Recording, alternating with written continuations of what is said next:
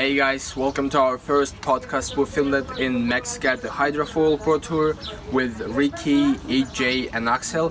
Today's episode is going to be with EJ. I'm just going to make a quick introduction of him. He's the rider from Turkey.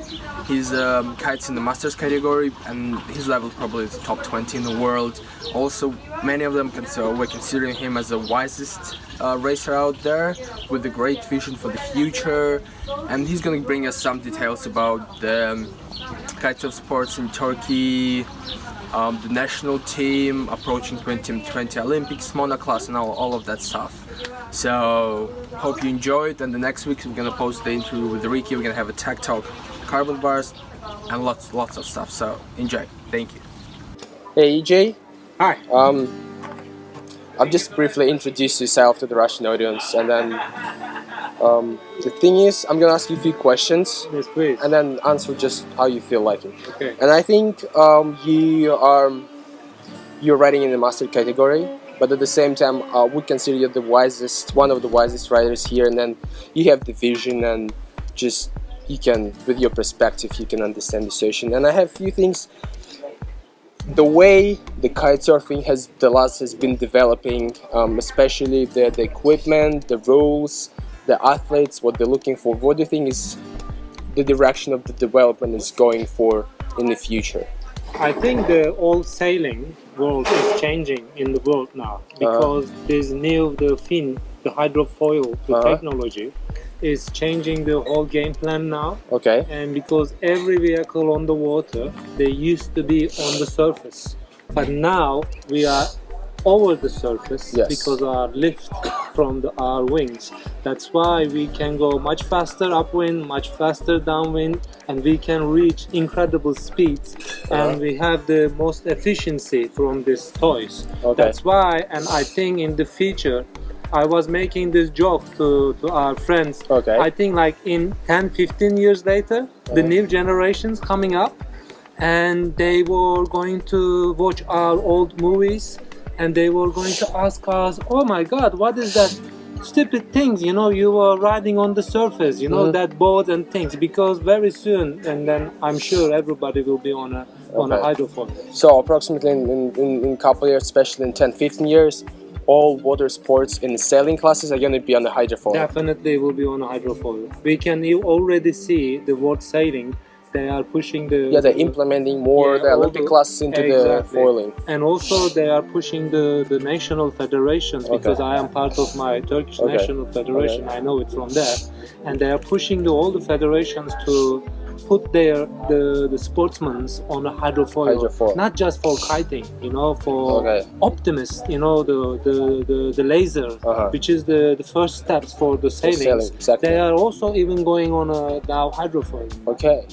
Nice. And then if we talk about the federation, do you have any support? And then how does the sailing federation in Turkey looking forward the hydrofoil kite class? Now we have a new management. They started last year, and they have a very good vision. And I'm fighting for this sport for the last 10 years to make it bigger, and then to all Turkey can do this. But unfortunately, until the last year, and the federation, the managers, they didn't see what's going on for the future because they were old school. But with this new management, now they can see the hydrofoil is the future. And they are also seeing we are the new blood in the sailing, and that's why they are giving more sport, especially this year. And they told me to create the first time officially the national team.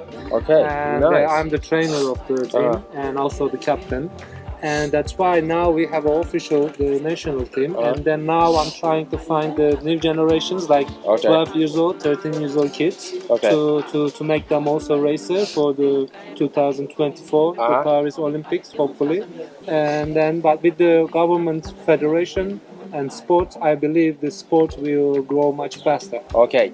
And then as you told us, you have now you're creating the national team for the hydrofoil tour, and then I'm right that you're going to be the head coach there. Yes, I am the head coach very soon because I'm not getting younger. Okay. And as you can see, for example, Okay. I'm racing with you in the same fleet. Okay, yeah, and, definitely. and I'm 40 now, and of course I want to race as much as I can, but I think very soon, and I won't race, I will just give my experience and my knowledge to the new generation to create much faster, much more dynamic the team for Are you also planning to maybe like in some future to create not only the national team but maybe like a school based on just the world team and be like an elite team for the training the new upcoming guys from all over the world? Because in Turkey now you have a school there and you have really good base if the athletes can just come and train at one place. You know my place, you've been there. Yeah. In Turkey we live in paradise because we have 6 months very long season and every day wind, and especially for hydrofoiling you can kite any day you want. Now, as you know, I have a school there, but I have a new project is coming up and I'm creating a club. Okay. And this club, it won't be so commercial based. It will be more for educational and training based. On the kite surfing hydrofoil. Just not kite hydrofoil. Even we will teach the basic kite surfing because we want to teach it properly. And because all the instructors I want in that club is a very experienced racers background. And then they can teach even for the beginners coming to the club, they can teach properly, which is it will be much better in the next step for us to teach them hydrofoiling, because if they learn at the first place in the better way and they can easily improve faster. And also I want to do that club open to for anybody. For example, my Russian friends, they should come and they should also use the facilities, and also from Europe, anywhere, you know, that's great. And then you know, with the upcoming huge possibility of kite surfing being an Olympic class, we're definitely gonna hit the mono class. It's gonna be one foil, one kite, the same type for everyone. And how do you see it with the perspective? Because there's different perspective for the developing sport for athletes and different for the coaches. What's your thought on this in general? In theory, I do accept the one design concept, because everybody should have the same equipment. Then we can see the difference as a rider to see which one, you know, who is better, who is stronger, or his tactics are better. But in the other hand, if you're talking about one design and you are talking about the monopoly as well, that's the difficulty about between sportsman and businessman ways. And I wish the world sailing and they won't make the same mistake they used to do with the windsurfing and other class. But because we gave them, you know, as you were also part of it, we gave them a very nice proposal. We just told them any equipment from the top 10 in World Championship or European Championship, we are happy to use it. I don't see any riders in this world will say, oh, I don't want to use that equipment, because they are in top 10, then they prove themselves. But only thing is, for the world sailing, they should talk with that companies, maybe 2, 3, 4 different companies. How can they supply this equipment to everybody in the world? Exactly, because the big difference is if you have, would say, you have 2 or 3 kite brands and 2 or 3 hydrofoil brands. For an athlete, it's harder to test and to choose the equipment that he would like to use